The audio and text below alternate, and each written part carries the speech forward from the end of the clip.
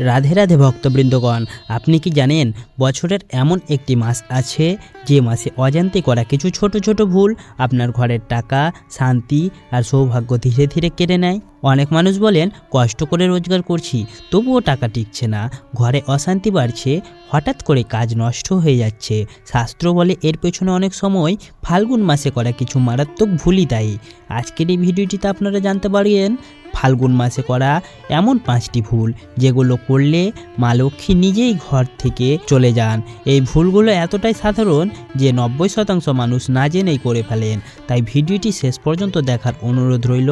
আর আমাদের চ্যানেলে যদি নতুন হয়ে থাকেন অবশ্যই চ্যানেলটিকে সাবস্ক্রাইব করবেন, ভিডিওটিতে একটি লাইক দিয়ে ভিডিওটি পরিচিতদের সাথে শেয়ার করে দেবেন আর কমেন্ট বক্সে ভক্তি ভরে লিখে যাবেন রাধে রাধে।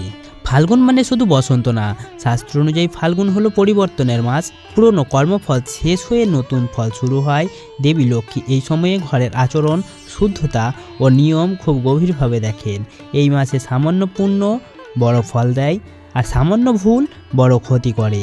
এবার আসি আসল কথায় যে কোন ভুলগুলো এই মাসে করবেন না। প্রথম ভুল হলো ফাল্গুন মাসে ঘর অগোছালো ও নোংরা রাখা। এই ভুলটি এতটাই সাধারণ যে অনেকেই শুনে বলবেন এটা আবার এমন কি বড় ভুল, কিন্তু শাস্ত্র এখানে ভিন্ন কথা বলে। শাস্ত্র অনুযায়ী মা লক্ষ্মী কখনোই অশুদ্ধ ও অগোছালো ঘরে স্থায়ী হন না।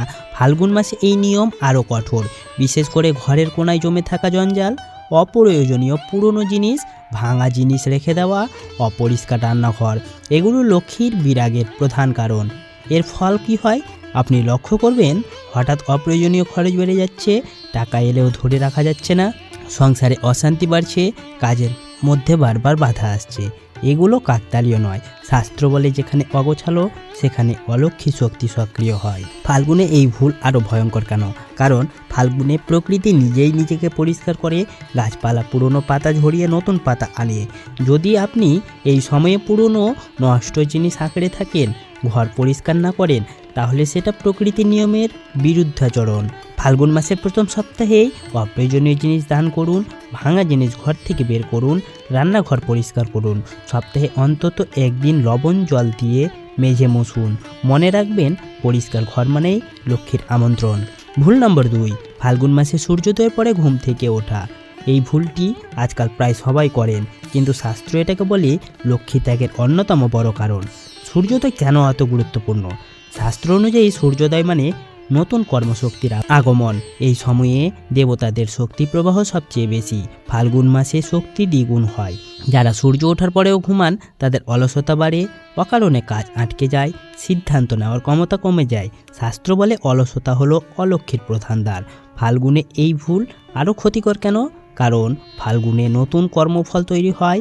এই সময়ে আপনার দৈনন্দিন অভ্যাস ভবিষ্যৎ নির্ধারণ করে। আপনি যদি এই সময়ে সূর্যকে অবহেলা করেন, দিন শুরু করেন দেরিতে, তাহলে লক্ষ্মী ভাবেন এ ঘরে আমার থাকার প্রয়োজন নেই। তাহলে এর প্রতিকারের উপায় কি? ফাল্গুন মাসে চেষ্টা করুন সূর্যোদয়ের আগে উঠে মুখে জল দিয়ে সূর্যের দিকে তাকিয়ে 3 বার কৃতজ্ঞতা জানান। সম্ভব হলে সকালে ধূপ বা প্রদীপ জ্বালাতে পারেন। বিশ্বাস করুন এই ছোট অভ্যাসই ভাগ্য ঘুরিয়ে দিতে পারে। ভুল নাম্বার 3, ফাল্গুন মাসে দান পুণ্য বন্ধ করে দেওয়া। এই ভুলটি খুব সূক্ষ্ম কিন্তু ফলাফল ভয়ঙ্কর।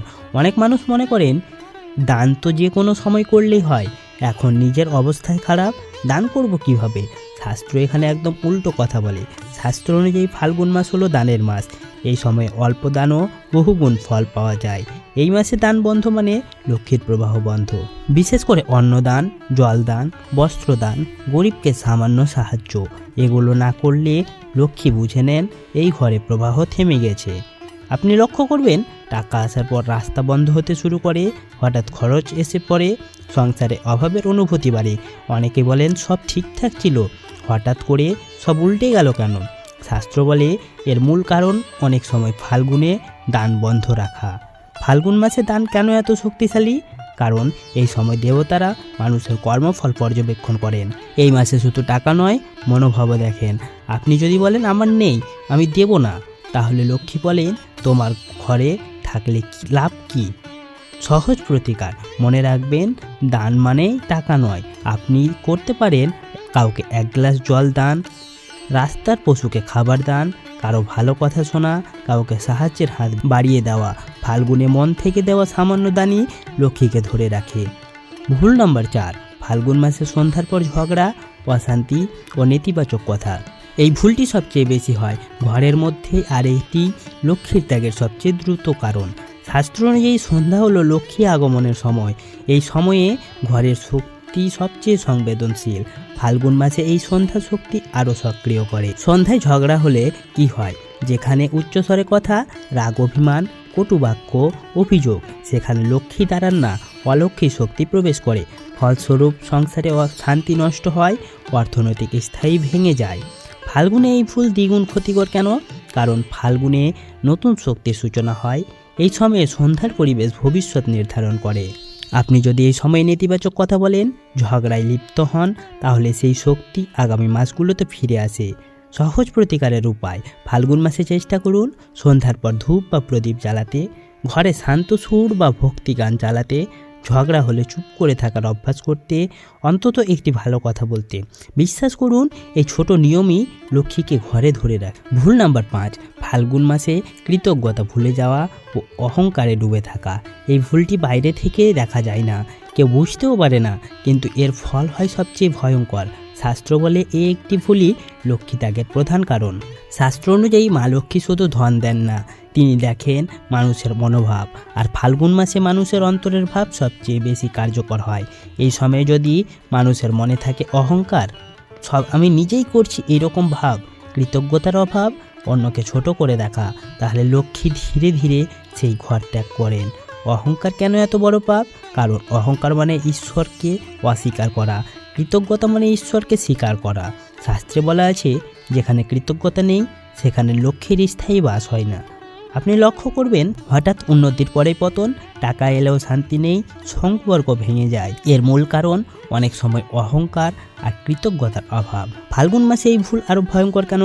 কারণ ফাল্গুন মাসে পুরনো কর্মফল শেষ হয়, নতুন কর্মফল শুরু হয়। এই সময়ে আপনার ভাবি ভবিষ্যৎ লিখে দেয়।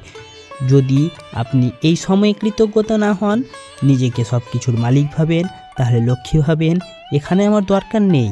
যদি আপনার জীবনে টাকা এলেও টেকে না, অকারণে বড় ক্ষতি হয়, সুযোগ এসেও হাতছাড়া হয়, তাহলে বুঝবেন লক্ষ্মীর কৃপা ধীরে ধীরে সরে যাচ্ছে।